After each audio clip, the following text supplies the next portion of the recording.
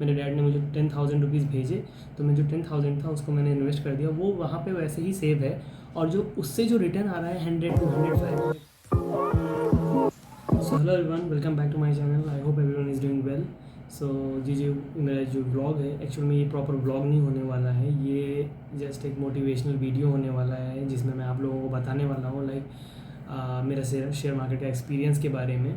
तो मैंने कैसे स्टार्ट किया और मैंने क्या करा, मेरे क्या प्रॉब्लम्स आए और मुझे क्या क्या चीज़ें फेस करनी पड़ी, ये सब मैं आप लोगों को इस वीडियो में बताने वाला हूँ।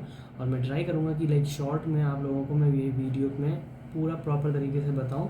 और अगर कुछ मिस्टेक वगैरह हो जाए तो प्लीज़ मुझे कमेंट करिए, तो मुझे पता चलेगा कि यहाँ पे ये प्रॉब्लम हुई है, मिस्टेक हुई है, मैंने मिस करा। सो एक मुझे भी आइडिया लग जाएगा कि मैं नेक्स्ट टाइम से थोड़ा सा ध्यान रखूँगा वो सब चीज़ों का। तो अभी हम लोग स्टार्ट करते हैं अपना ब्लॉग। इसमें मैं सबसे पहले आप लोगों को बता दूँ कि जो मैंने शेयर मार्केट स्टार्ट करी वो मैंने 2020 में स्टार्ट करी। तो 2020 में जो शेयर मार्केट मैंने स्टार्ट करी, थोड़ा सा पहले अगर आप देखेंगे तो 2020 में जब जनवरी के टाइम में मैंने सबसे पहले स्टार्ट किया म्यूचुअल फंड्स। मुझे म्यूचुअल फंड्स मिले थे ग्रो ऐप के थ्रू, मुझे थोड़ा नॉलेज आया कि हाँ ये चीज़ होता है म्यूचुअल फंड में, आप इन्वेस्ट कर सकते हो, आप लोगों को कुछ रिटर्न्स मिलेंगे।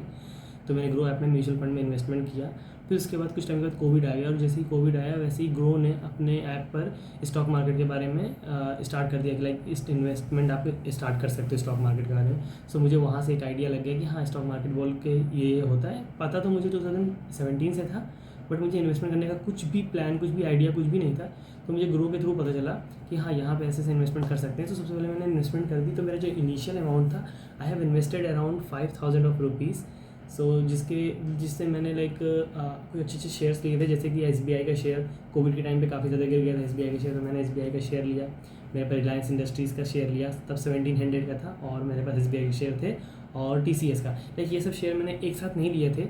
मैंने पहले रिलायंस लिया, उसको मैंने 100-200 का प्रॉफिट बनाया, देन मैंने बेचा, दूसरा शेयर लिया, ऐसे कर करके मैंने इन्वेस्टमेंट अच्छा खासा बनाया। तो मेरा जो 2020 और 21 में जो मेरा रिटर्न था वो मेरा 100% रिटर्न मैंने बनाए थे। मेरे जो इनिशियल अमाउंट था 5,000, उससे मैंने 5,000 और बनाए थे, तो मुझे टोटल मेरा 10,000 हो गया था।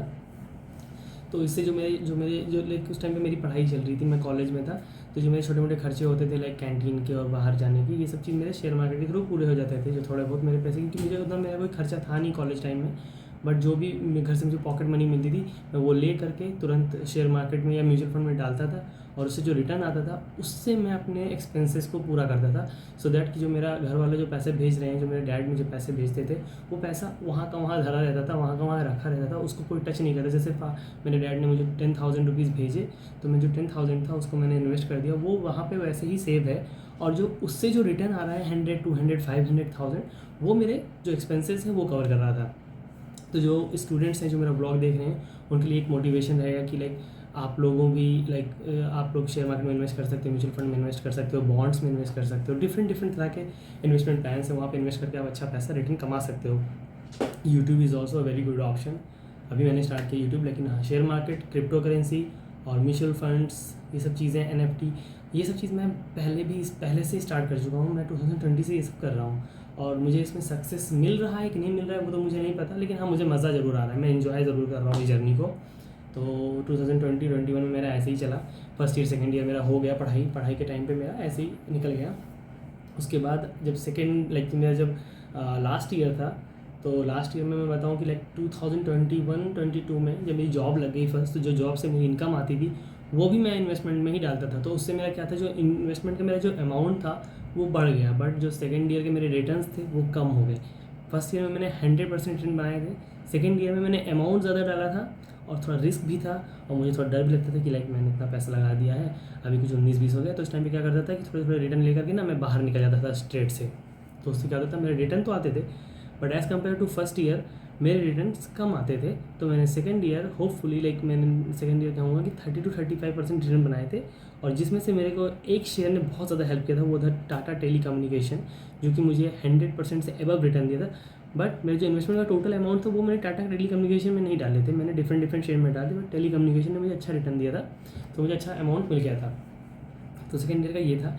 थर्ड ईयर में बहुत प्रॉब्लम हुई थी, क्योंकि मैं कतर भी मूव हुआ उसी टाइम पे, और जो मेरा इन्वेस्टमेंट का अमाउंट था वो भी थोड़ा बढ़ा था, और मार्केट भी बहुत वॉलेटाइल थी, लाइक नीचे जाती थी ऊपर आती थी, तो कुछ समझ में नहीं आ रहा था। तो मैंने ना अपने जो मैंने गलती क्या करी थी थर्ड ईयर, जो मेरा स्टॉक का पोर्टफोलियो था वो मैंने बहुत ज़्यादा वास्ट कर दिया था। लाइक बहुत ज़्यादा कंपनीज़ में मैंने इन्वेस्टमेंट कर दिया था। लाइक मेरा अगर मैं एग्जांपल दूँ, मेरा अगर 1 लाख का इन्वेस्टमेंट था तो मेरे 1 लाख का इन्वेस्टमेंट 35 शेयर्स में डिवाइड हो चुके थे। तो उससे क्या होता था कि जो रिटर्न्स आते थे वो आते तो थे, बट जो परसेंटेज वाइज बहुत आते थे। लाइक एक शेयर ने 40% दे दिया, 15% दे दिया, 20% दे दिया, बट ओवरऑल जब परसेंटेज की आप बात करेंगे ना, तो ओवरऑल परसेंटेज ना मेरी बहुत कम हो जाती थी। ओवरऑल परसेंटेज में मेरा तो 3 to 4% ही रिटर्न आए थे उस ईयर। बट उसी पैसे से मैंने, लाइक मैं बोलूँगा, जो मैं अभी MBA कर रहा हूँ, सो उन पैसों से मैंने अपना MBA स्टार्ट करा। तो MBA की जो फ़ीस थी मेरी फर्स्ट सेमेस्टर की, मैंने उससे ही पे करी थी। अभी मैं MBA कर रहा हूँ। सो ये भी एक अच्छी चीज़ है कि मैं जॉब यहाँ पे कर तो रहा हूँ, वो सैलरी भी घर पे भी भेजता हूँ, घर की भी रिस्पॉन्सिबिलिटी रहती है, लेकिन जो मेरा MBA स्टार्ट हुआ वो मेरे स्टॉक मार्केट के पैसे से ही हुआ।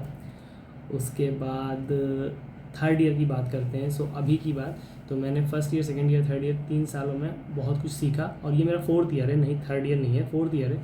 तो मेरा जो कंक्लूज़न निकला, उससे कंक्लूज़न ये निकला कि जो इन्वेस्टमेंट आप करो वो लॉन्ग टर्म के पर्पज़ से देखो, पहली चीज़। दूसरी चीज़, जो आपका पोर्टफोलियो है उसको अपना टोटल जो अमाउंट आप इन्वेस्ट कर रहे हो उसके हिसाब से अच्छे शेयर चूज़ करो। और जो इन्वेस्टमेंट है ना, लाइक अगर आपके पास 1 लाख का है तो एटलीस्ट 5 to 6 शेयर्स लो। उससे ज़्यादा कंपनी में मत इन्वेस्ट करो, क्योंकि उससे ज़्यादा इन्वेस्ट करने पे क्या होता है, जो आपका पोर्टफोलियो का अमाउंट है वो छोटा होता चला जाता है, और उसके जो रिटर्न्स मिलते हैं ना वो उतने वैल्यू वाले रिटर्न मिल नहीं पाते। अगर एक शेयर 10% भी रिटर्न दे रहा है तो आपको कितना मिलेगा, 2-3 हज़ार रुपये मिलेगा, तो उससे कोई फ़ायदा नहीं होने वाला। तो जो आपका इन्वेस्टमेंट का जो शेयर है, नंबर ऑफ़ शेयर्स हैं, वो कम करो।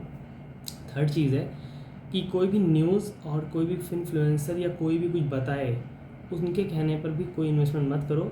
First do your own research, first check the company financial charts and all about the company, then only invest in the stock market. Otherwise leave it, मत करो, कुछ भी मत करो। लाइक उसमें कोई भी शेयर में टच मत करो। ठीक, अभी जैसे मैं बता रहा हूँ, मैं 3-4 शेयर के नाम दूंगा, अच्छे शेयर्स हैं, बट इसका मतलब ये नहीं कि आप ब्लाइंडली उसमें इन्वेस्ट कर दो। आप उसके बारे में रिसर्च करो फर्स्ट, उसके बाद आप जाके उसमें इन्वेस्ट करो।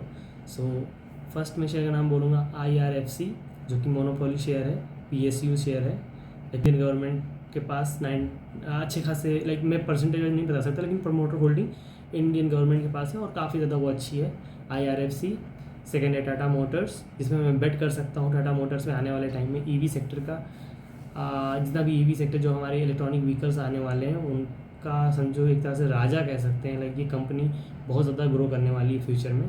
थर्ड कंपनी है वरुण बेवरेज, जो कि FMCG कंपनी है, और जितना भी इंडिया में सॉफ्ट ड्रिंक्स और जूसेस वगैरह जो भी सेल होते हैं ना, उसका मैक्सिमम शेयर इनके पास है। और इनकी जो कंपनी है वो बाहर अफ्रीका में भी काफ़ी ज़्यादा ग्रो कर रही है, जिम्बाब्वे वगैरह में। तो ये 3 शेयर के मैं नाम दे रहा हूँ आज आपको, अपनी वॉच लिस्ट में डाल लो, इसके ऊपर प्रॉपर रिसर्च करो और उसके बाद इन्वेस्ट करो, और आई होप इसमें आप लोगों को अच्छा रिटर्न मिलेगा। सो ये रहा मेरा टोटल एक्सपीरियंस कि मैंने शेयर मार्केट की जर्नी कैसे हुई। और जो शेयर मार्केट है, लाइक मैं सजेस्ट करूँगा everyone should have to do this, because you will get at least few amount of money as a passive income, so that you will do your own things, you can buy any things, whatever the liabilities will be there, you can buy it. और जो mobile का, जो आपने देखा होगा कि मैंने mobile phone लिया, तो जब मेरा मोबाइल फ़ोन था, मेरा इतना बजट नहीं था कि मैं एक मोबाइल फ़ोन ये वाला लूँ। मेरा बजट था कि लाइक 500 रियाल 600 रियाल का मैं कोई फ़ोन लूँ। टू बी वेरी ऑनेस्ट, मेरे पास 13-14,000 का ही बजट था कि मैं फ़ोन लूँगा। बट मैंने क्या किया, 2 मंथ्स पहले मेरा प्लान था फ़ोन लेने का, बट मैंने नहीं लिया। That time I have invested that 15,000 rupees in stock market. I have bought a share of Himadri Chemicals that is listed in Indian stock market. You can check it. So उस share का price उस time पे चल रहा था 120 पे, वो trade कर रहा था। दैट टाइम मैंने इन्वेस्ट किया, और अभी वो शेयर 250 पे ट्रेड कर रहा है। तो उस शेयर ने मुझे अराउंड क्या बोलूँ 70-75% रिटर्न दिया। और जो मेरा 13-14,000 जो मैंने इन्वेस्ट किए थे वो मेरे प्रॉपर 26-27,000 में टर्न हो गए। After that I just sold all the shares of that company and bought this mobile phone. So ये था मेरा एक्सपीरियंस कि मैंने अभी जो मोबाइल फ़ोन लिया, ये भी आपको बताना था कि मैंने कैसे लिया। जो मेरी सैलरी वगैरह होती है, क्योंकि मेरे पास रिस्पॉन्सिबिलिटीज़ भी हैं, घर वगैरह पे भी पैसा भेजना पड़ता है, तो मैं उसको भी भेजता हूँ। बट जो मैंने फ़ोन लिया वो मैंने स्टॉक मार्केट के ही थ्रू लिया, क्योंकि मेरे पास जो शेयर थे मैंने प्लान करके रखा था ऑलरेडी कि मैं ये स्टॉक लूँगा और 2 मंथ्स के बाद मैं इसको सोल्ड करूँगा उसके बाद में। और जो वो स्टॉक था मैंने वो चूज़ कैसे करा, वो मैंने गूगल पे बहुत ज़्यादा रिसर्च करी और उस कंपनी की जो प्रमोटर्स होल्डिंग है वो टाइम के हिसाब से बढ़ रही थी। तो मुझे लगा कि कंपनी के ओनर को कंपनी पे भरोसा ज़्यादा हो रहा है, तो क्यों ना इसमें एक बार ट्राई मारते हैं। सो मैंने उसमें इन्वेस्ट करा और उसमें अच्छा खासा रिटर्न बनाया और ये फ़ोन आपके सामने मैंने ले लिया। सो ये भी एक मोटिवेशन के लिए है, आप लोग चेक कर सकते हो।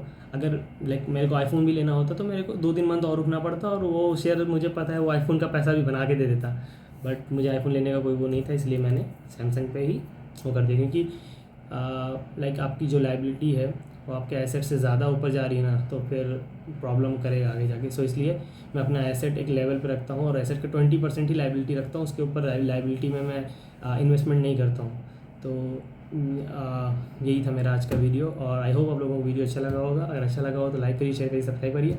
और अगर आप लोगों को इस तरह की वीडियोज़ और चाहिए in future, so that please do comment, so that मुझे आइडिया लगे। और अगर मेरी कुछ भी गलती हो गई हो इस वीडियो में, कुछ मैंने मिस कर दिया, तो सो दैट प्लीज़ कमेंट करिए कि मुझे बताइए, क्योंकि मुझे नहीं पता है लाइक मेरा वीडियो कौन देख रहा है। और ऐसा भी हो सकता है बहुत सारे ऐसे लोग भी देख रहे होंगे जो लाइक शेयर मार्केट में लाइक उनका बहुत अच्छा नॉलेज है, बहुत अच्छा उनका हाथ है, तो मे बी उनको मेरी चीज़ें बहुत छोटी लग रही हूँ जो मैं बोल रहा हूँ। और प्लीज़ तो मुझे इन्फॉर्म करिए, लाइक मुझे मैसेज करिए, so that I can also understand like कैसे बनाएं वीडियो। तो प्लीज़ मुझे मैसेज करिए और लाइक मैसेज मुझे आप कर सकते हो, मैं मेरा लाइक इंस्टाग्राम पे भी आप आ सकते हो। और आई थिंक मेरा कोई ऐसा सब्सक्राइबर अभी नहीं है जो बहुत दूर से मेरी वीडियो देख रहा है, सब लोग मुझे जानते होंगे पर्सनली, मुझे ऐसा लगता है। सो आप मुझे इंस्टाग्राम पे कर सकते हो मैसेज, फेसबुक कर सकते हो, इवन आप कमेंट कर सकते हो, मैं तो रिप्लाई दूंगा ही। सो प्लीज़ मुझे इन्फॉर्म करिए लाइक मेरी क्या गलती थी, क्या चीज़ था, तो मैं उससे बेटर बनने का ट्राई करूँगा वीडियो। और अगर आप लोगों को अच्छा लगा तो प्लीज़ शेयर करिए। तो अभी के लिए थैंक यू सो मच, मिलते हैं नेक्स्ट ब्लॉग में। तब तक के लिए गुड बाय, टेक केयर।